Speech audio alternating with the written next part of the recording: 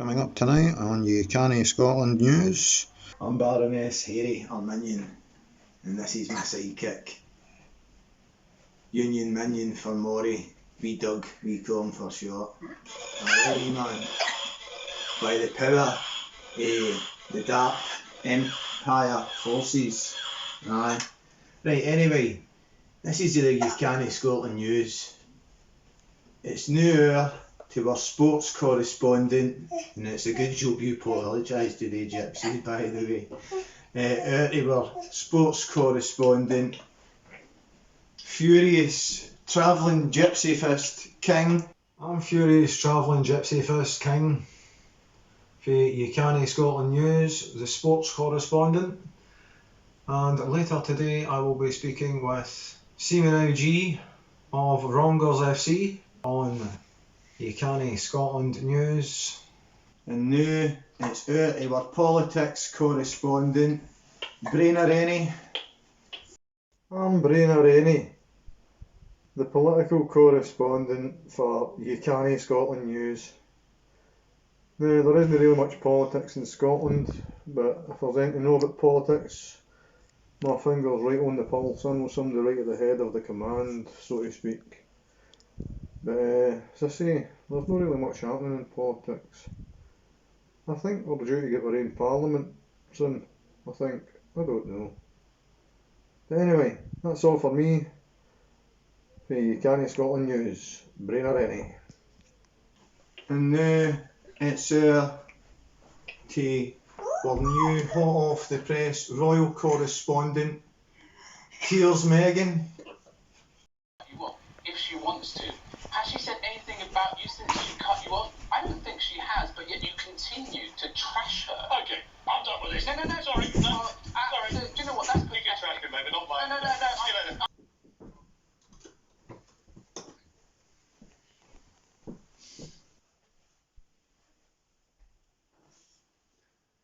Hi, welcome to UK Scotland News. I'm Tears Megan. Tears Megan, and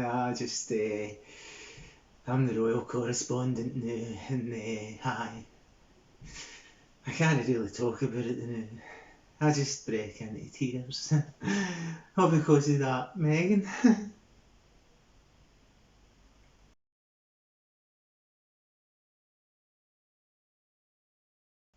That's the UK Scotland News.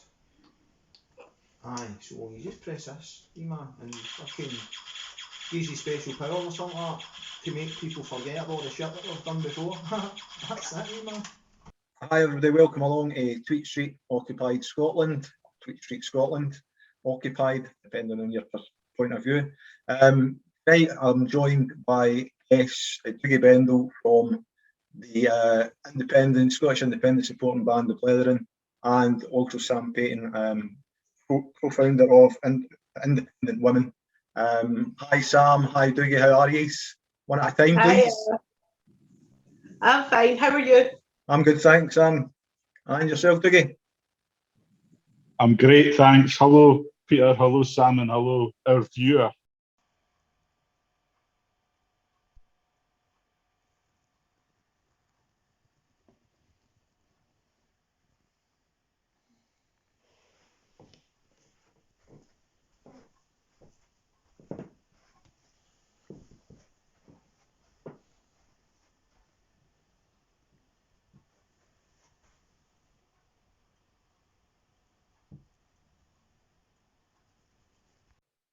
Thank you very much. Now, the show is titled Being It Loud, the Brethren, Independent Women about White Roses at Loch Lomond, right? And you guys hopefully will get where that's coming for each of these. Sam, I'm going to come to you first of all. It's been an important week in politics in Scotland and for the home nations, should we say. It's been hard for women in general, with all the news of what's been happening. I've been trying to get women to come onto the show, and you're the first that's actively engaged with the show, and thanks very much for coming on. I'd like you to tell us a wee bit about yourself, a wee bit about Independent Women, and also the other things that you're involved with, please. Thank you, Peter, for inviting me on. It's been an absolute honour, and yeah, it is quite difficult to get women to engage in things. I mean, women are out there and they've got a political voice, and you know they want to get it out there, but you find a lot of women are scared to do so because of the backlash in social media, which there is a big backlash, and we see that all the time within politics, and not just politics, life in general. And that's why myself and Siobhan started up Independent Women, and we've kept a close group so far on Facebook because of that reason, because we want to speak to women who are active within our communities, who are out there campaigning for various different things right across the communities, whether it's our local communities or the community of Scotland, and you know, and give them a voice and hear what they're doing. They're the unsung heroes, but there's a lot of men out there as well who have voices and who are very active in the communities, again, who are very scared and very wary of the backlash that comes from social media and being able to say, well, this is how I feel and this is what I want. So that's why we set up Independent Women.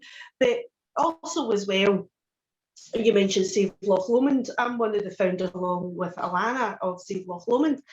And one of the reasons we set up Save Loch Lomond was basically to deal with the fact of overdevelopment on Loch Lomond, i.e. they want to put a holiday resort on Loch Lomond, and the part of Loch Lomond that they want to build on is the last public accessible area to the loch from when you come off the train at Balloch. So if you are not able to drive and you come off public transport, you will no longer be able to access Loch Lomond if that sale goes ahead. And that fight's still ongoing to this day.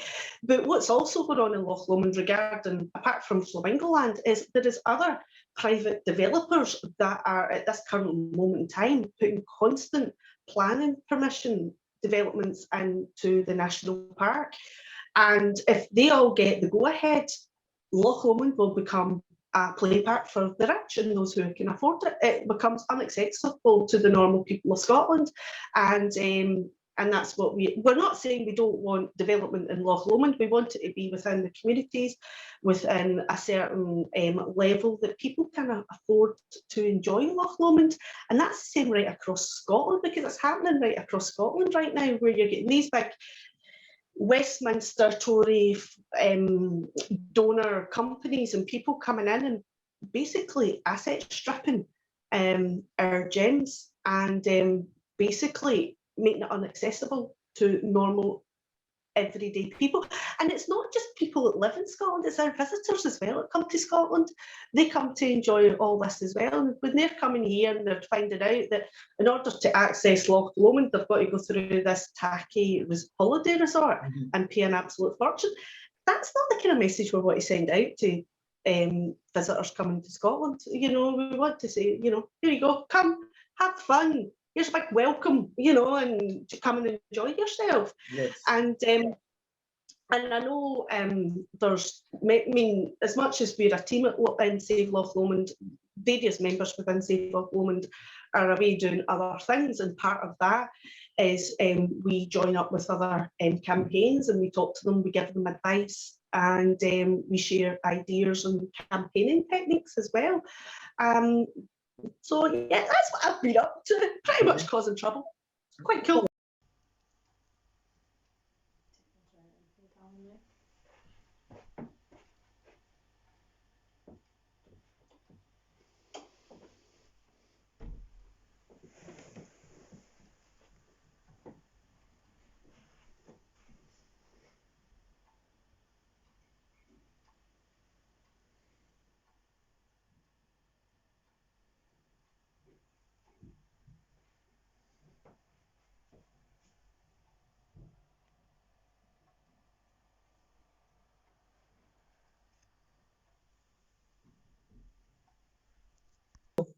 I like the kind of a trouble that you're causing. It's the kind of a trouble that I think a lot more people could be causing if that's what's termed as trouble. It's like looking after the areas in which you live. I what's beneficial for the people round about those areas. So no, I like that kind of a trouble. And the thing is, with the new kind of different bills and things like that coming in, it's going to make it harder for people to have a voice and turn around and say, you know, stand up and say, look, we don't like this. And what a lot of people don't understand in Scotland, we don't have a full democracy when it comes to voting in terms of Westminster. We all know that we don't have a democracy there. But also when it comes to local authorities where there's a national park, there is no democracy. Aye. It's not like the way you would vote in your councillors and they're held accountable to you. That doesn't happen in the national park. And when they're the planning body for a huge area, I mean, if you think that's the Cairngorms and Loch Lomond, that is huge areas. And there is no democracy there. You cannot go and speak, you're not allowed to speak to people on that planning board. You're not allowed to speak to the people that have been voted in, who are sitting on that committee. They're not allowed to talk to you. They are actually disallowed to talk to the public. Too much bureaucracy getting in the road, and it just fudges everything up for the genuine people who have concerns and cares about certain things.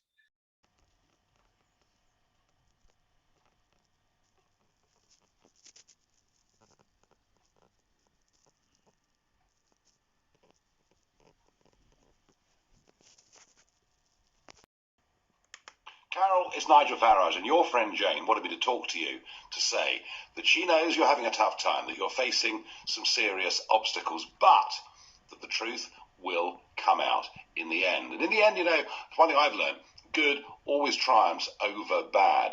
Took me a very long time to prove my point and be right, and I'm sure if you've got the courage of your convictions and right on your side, you will win. I know there are some black moments when you're going through a difficult time, but keep the faith and you'll get there. Sam, thanks very much. I'm going to come back to you in a wee second, but I'm going to just jump on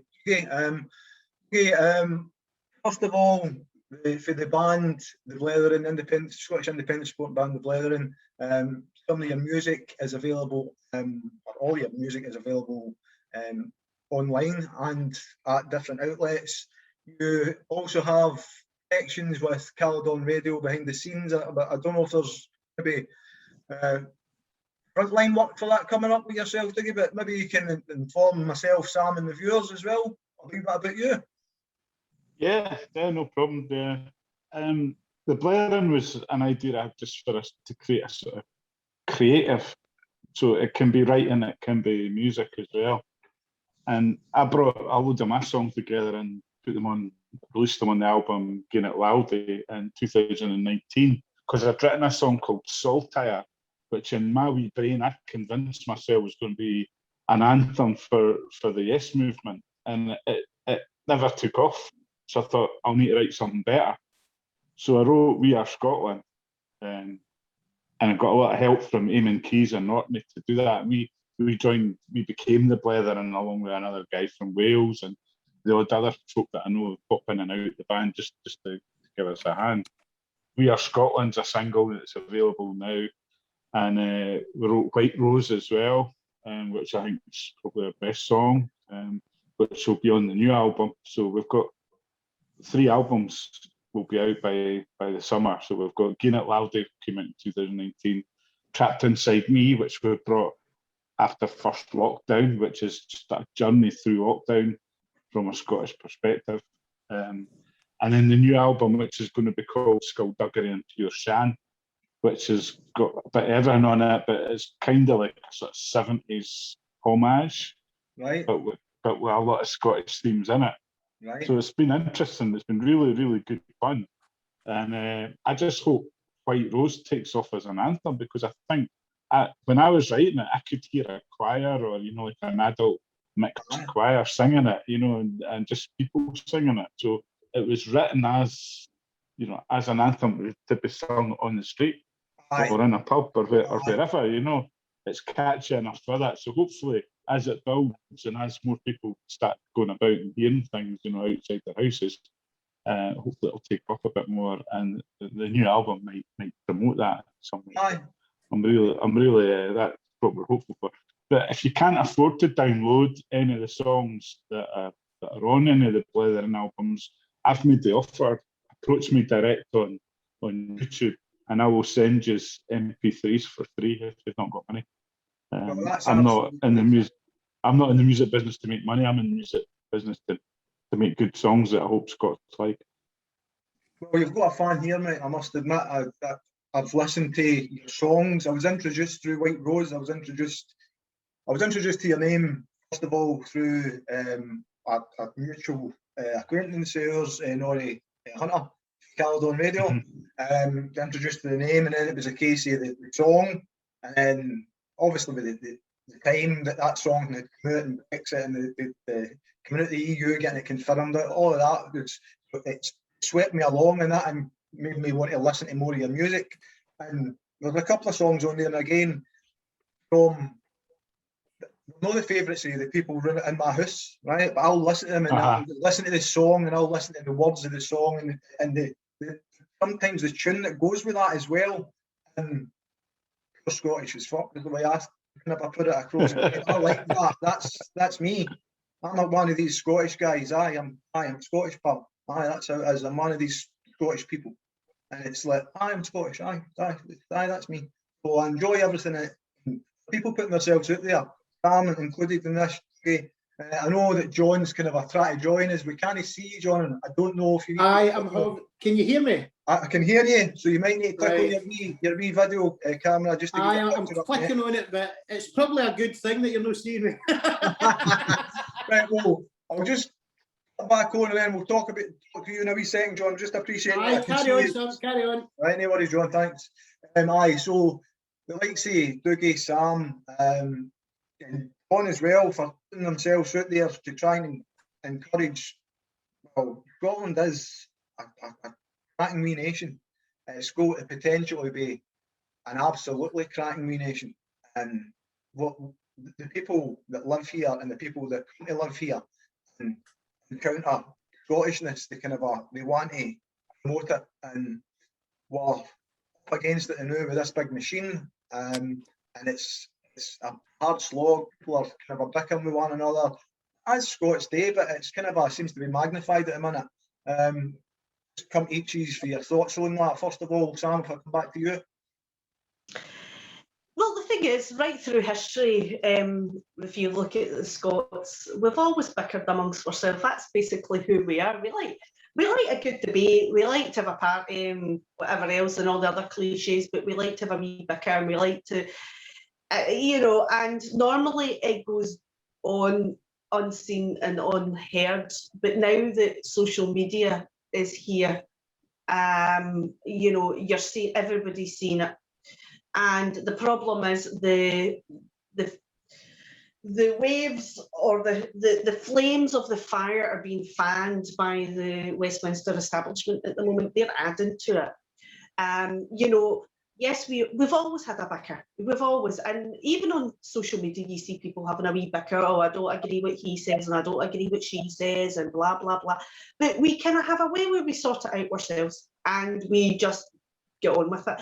But right now, all I can see on social media, and I don't know whether you guys agree or disagree, but it's the flames are getting fanned right now. They are getting fanned, and it is going into a kind of territory where it's going beyond the wee kind of normal bickering, because it's down to. I mean, at the end of the day, the Westminster establishment is absolutely loving this. This is playing into their hands.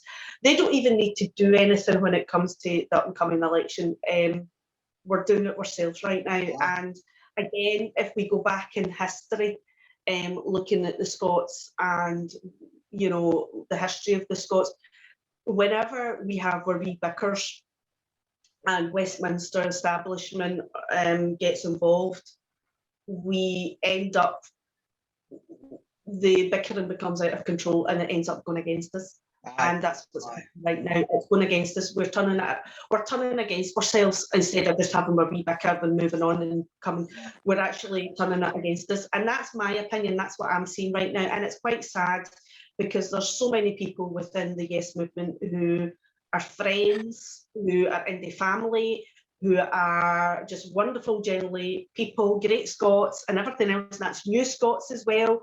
right across the board, and you see them. People who have stood in solidarity side by side each other at rallies, matches, even in social media, are falling out with each other. They're falling out with each other, and that is quite sad, and it's quite heartbreaking to watch. And it's horrible. It's horrible. It needs to stop. It needs to stop, and we need to get our focus, get our thinking caps back on, and just start coming together again. And hopefully we can do it sooner rather than later. Okay, what's your take on it, mate? Sorry? What's your take on it? Okay. Sorry, I never heard you say my name there, Peter. That's why I look completely glacial. Yeah, like Sam, I'm quite disgusted at some of the conversations that are going on just now, but I think behind that there's something that concerns me, because I think one of the biggest increases in yes votes is women's part in it. The women's vote has increased quite significantly, I think, since 2014. So we've got to really protect that, because I suspect the key to independence will be through the women's vote, especially if we start winning over older women in that, the over 55 category that we seem to be really lacking yes votes in. So if we can keep the women on board and not, fold in on ourselves as we have this period of bickering, which seems to be prolonged now, it's been on for too long. We need to stop it, and I would hate to see us below this at the polls in the Scottish general election in May. That would probably ruin the chance of independence in all our lifetimes. That would be catastrophic. Yeah. Well, the reason why we're trying to do it, we're trying to get everybody on board, and kind of we're trying to have an avenue for everybody, whether it be a TV show, a podcast, music, a voice, an ear, and just kind of a trying to convert people into, well, this is what it's about. It's these guys coming together, and I don't mean guys as in all male. I'm just generalising here, just so people, because I'm trying to be as PC as I possibly can, even though I just can't abide stories in the slightest. That's just how it goes, right? But that's another part of PC. Let me put it this way: would you be gracious enough to accept that the Scottish Government is committing some of its own budget in this area? It is committing some, and I welcome, in the same way that lots of local authorities do, and I welcome all money that's put into broadband connectivity. Okay. You view the Scottish Government as a local authority? I said no. I'll say it again. I welcome that money in the same way that local authorities, other broadband delivery authorities, the Welsh Government, for instance, also puts extra money. Okay. Immigration is a reserved matter, and we're not going to grant the ability to the Scottish Government that I might not also be granting to Lincolnshire County Council. But a pound spent in Croydon is far more of value to the country from strict utilitarian calculus than a pound spent in Strathclyde. And it was the home of Oliver Cromwell, who defeated the Scots at Dunbar, incorporated Scotland into his protectorate, and transported the Scots as slaves to the colonies.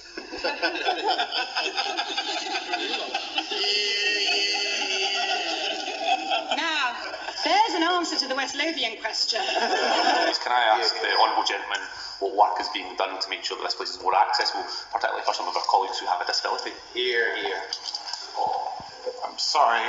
It must be something to do with my antipathy and background. Could you please repeat the question, because I didn't follow it?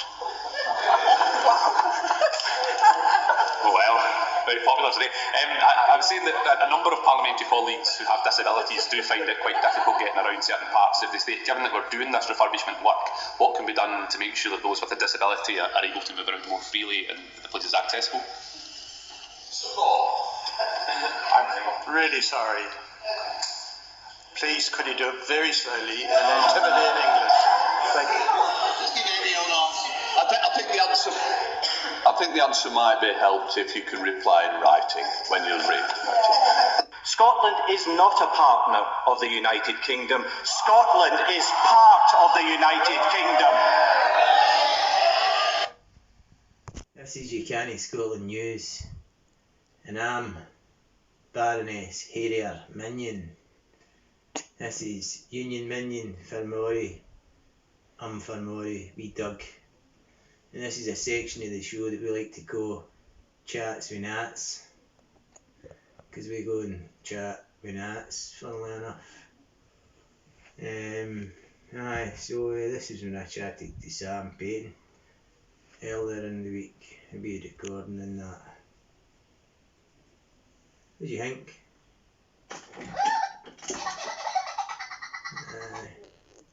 You know. So, from the Scottish point of view, I want everybody to be we're genuine people. Everybody will have their own story. So, what's your story that kind of got you to being the way that you are? Independence. Sam, I'll come back to you first of all. Thank you. Well, you know, born, bred, Scottish lassie, you know, and you get brought up with all the wee kind of stories of Scotland and things like that. And my family was slightly unconventional in terms of a lot of the way Scottish families have went over the generations and things like that. We kept a lot of the old Scottish pagan traditions going way back. So even though there's a lot of Christianity in the family, there's a lot of paganism as well. So, so we don't celebrate Christmas. We celebrate before Christmas, because a lot of people don't understand that in Scotland, Christmas was illegal. And we didn't have Christmas, and that's why we celebrated Hogmanay more so. Yes. So yeah, there's certain things. So there's certain things, you know, I was brought up with traditions and things like that, which I always believed everybody done until you become an adult, and then you go, really? You know. But yeah, in the 2014, I actually was a no voter, and it's not that I didn't want independence. It was the way it was being sold to me. And this is what I keep saying to people. You've got to be careful when you're talking to people. At the 2014, I had escaped a domestic abuse relationship and had moved from one end of Scotland to the other. And when I was being approached by people, you know, thinking for the independence of Scotland and that, they were being very aggressive. And they were being very, you will do this. And at times it was the body language as well.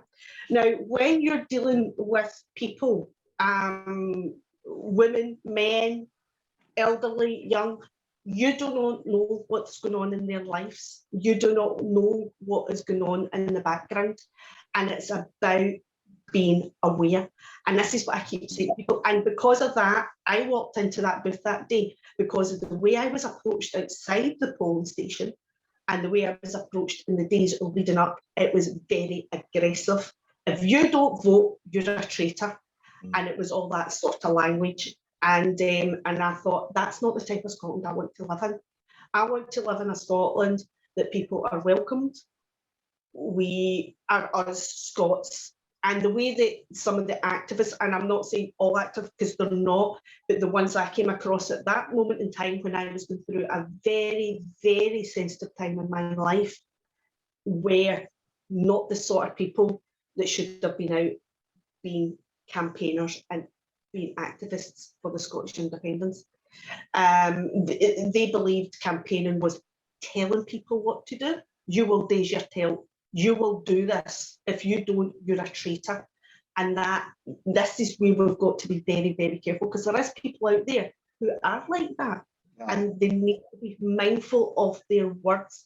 And even when I done it, I was like, I can't believe I'm doing this, you know, but it was just one of those ones.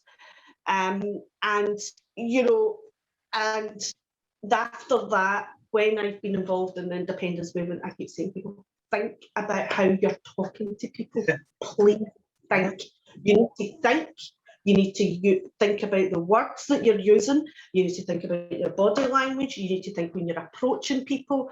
When you're approaching somebody who looks as if, you know, they're stressed out and everything, they've got a kiddie and all that, be a friend. You don't need to go into the political conversation. To talk, be a friend, and then, you know, you start, kind of a, you know, build up a confidence and do all that. And yes, it might take a wee bit of time, but it's time, it's well worth it.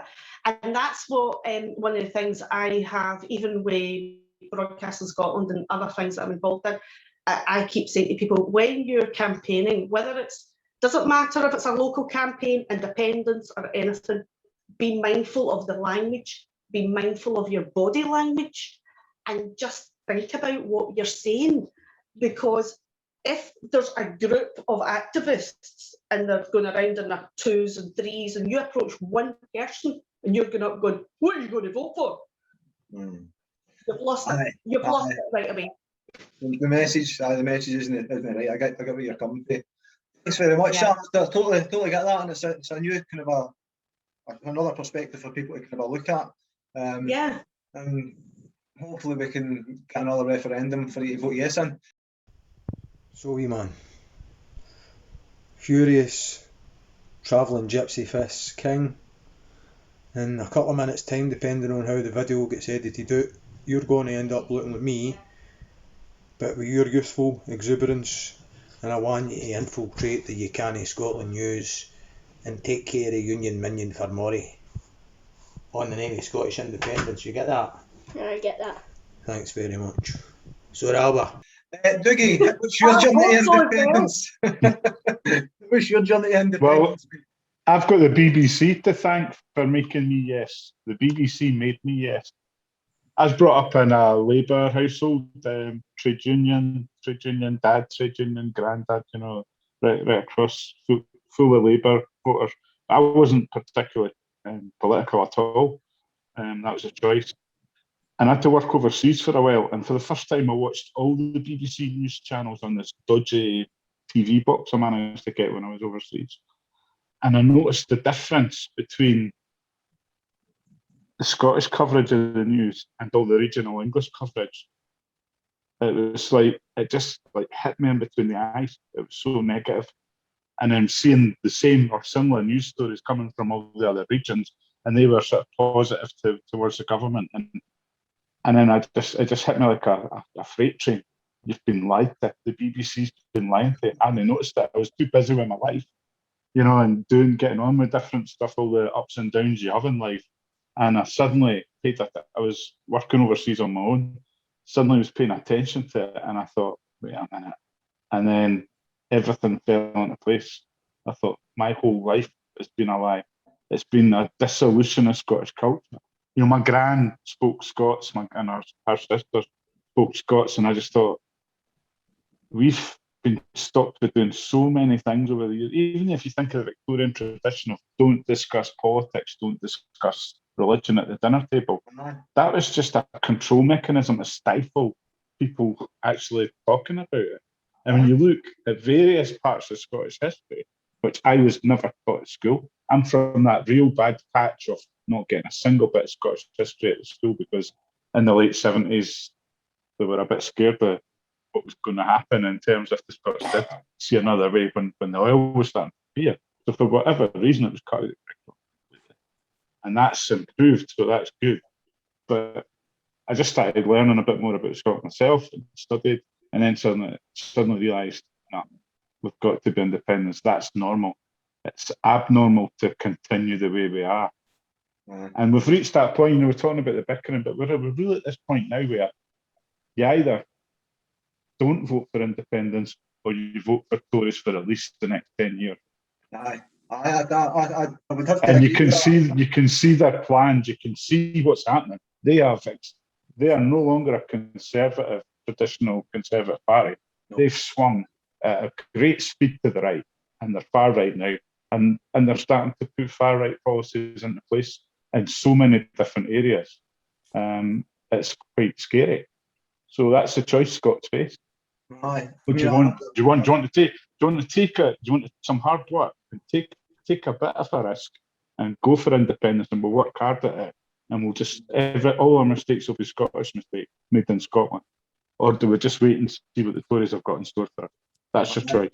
You're a lucky bag. You're lucky if you get in. You know what I mean? I totally agree with you. I think politically, I mean, first of all, I didn't want to be involved in politics at all. I've been dragged into politics because I'm passionate about Scotland. And I want everything just to be hunky-dory. I want everybody to go on, but that's just not the way it's happening, right? And you're having to comment on things because, you say, they're blatantly lying. I mean, I've walked. John joining us. Jesus. Right. Good evening, sorry. I'll come in a wee second, Hi, John. John. Aye, sorry about that. You're all right, mate. So, where was that now? My train of thoughts away completely. I didn't want to be. Sorry, I scared you there. Aye, that was that, John. Trying to keep the winds away from the fire, I'll tell you. Right. So I didn't want to be getting involved or commenting on these kind of things. But I feel that it's really important that we've got a special moment. May is going to be really important, as you say, Dougie. We're at that stage where if we don't vote for independent supporting Scotland, and there will only be an independent Scotland in our lifetimes. That's my take on it as well. That's my opinion. I mean, I'm only late 40s, mid 40s, mid to late 40s. Right.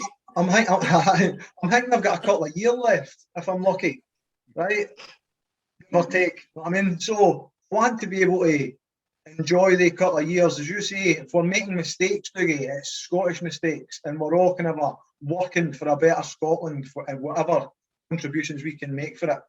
And I mean, there's been things, even as you say, for the Tory government, the right wing perspective.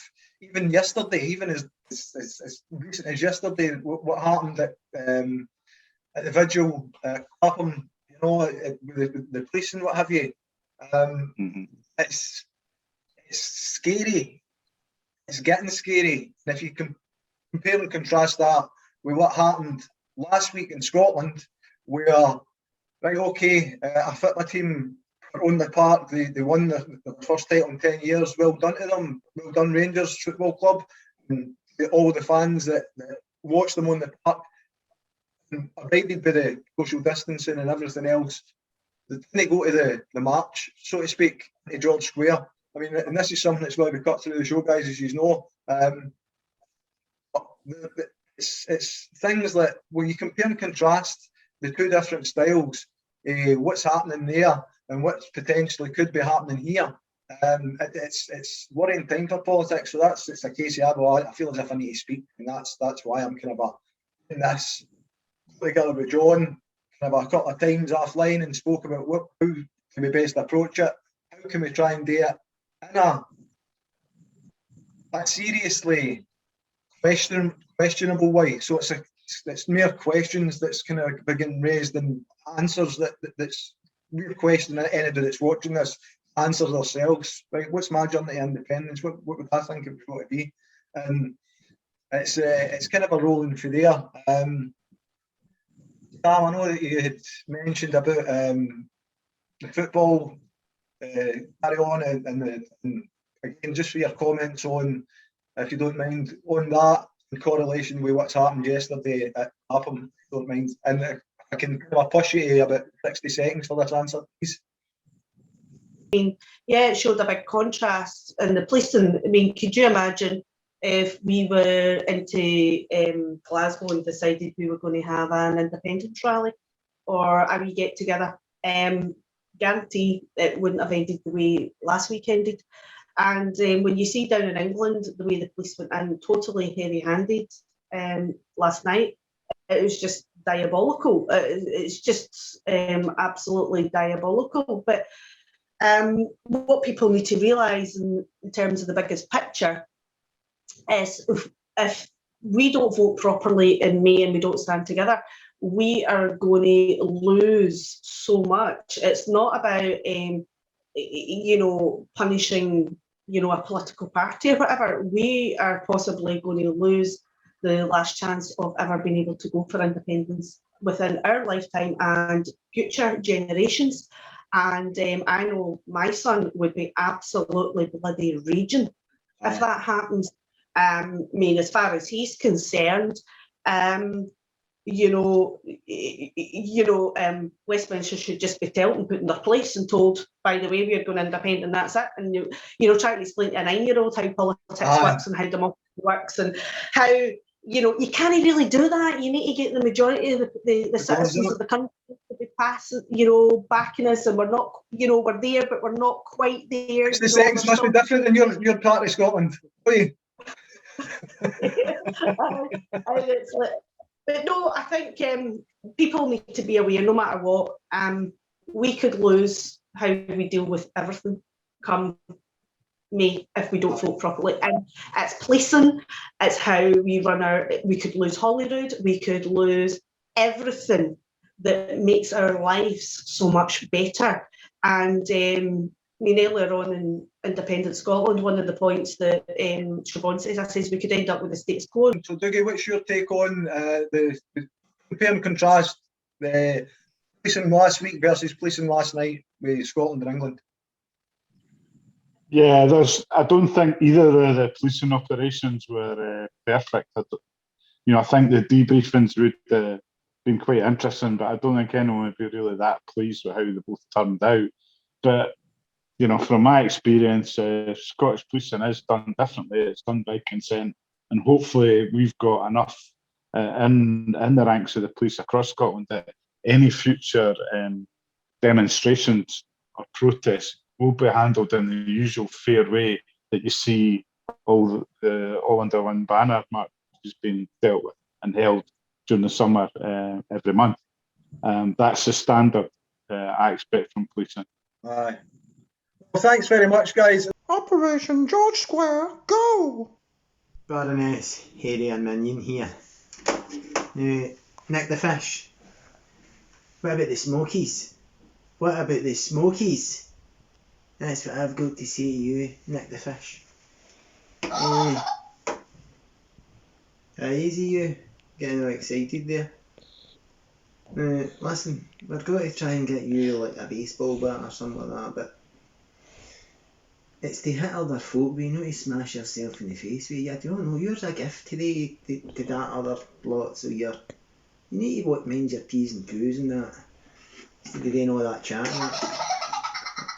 It's no funny. It's no fucking funny. Anyway, the last time, I got handed that. My arse on the plate. That's what happened the last time that fucking Nick the Fish. I'll fucking sort 100. Anyway, back to the news.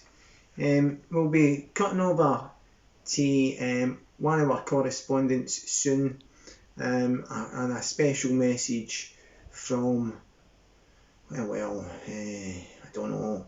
I think he was termed on last week's show as the Egypt, but we'll give him that same title, the Egypt, a message from the Egypt coming up.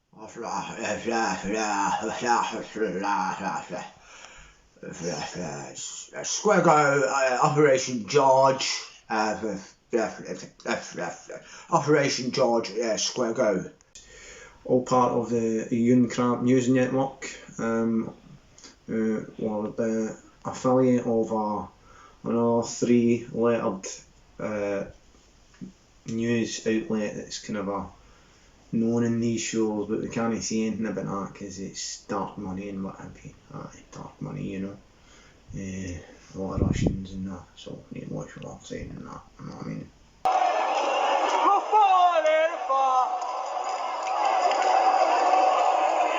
The young, furious, travelling gypsy fist king on his road to glory.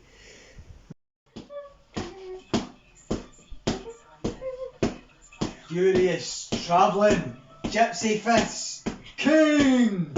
I'm Furious, travelling gypsy fist king, here on location at Rongers FC, where I hope to be catching up shortly with our head coach, Simonu G. On behalf of UCANI Scotland News, I'm Simonu G. of Rongers FC. I'm live on here on location for UCANI Scotland News. I'm catching up with Furious. Yeah. Aye. So I'm Baroness Harry and Minion. And I'll catch up with yous another time. I got this new phone the other day and I don't know how to use the fucking thing. Look at it. Look at it.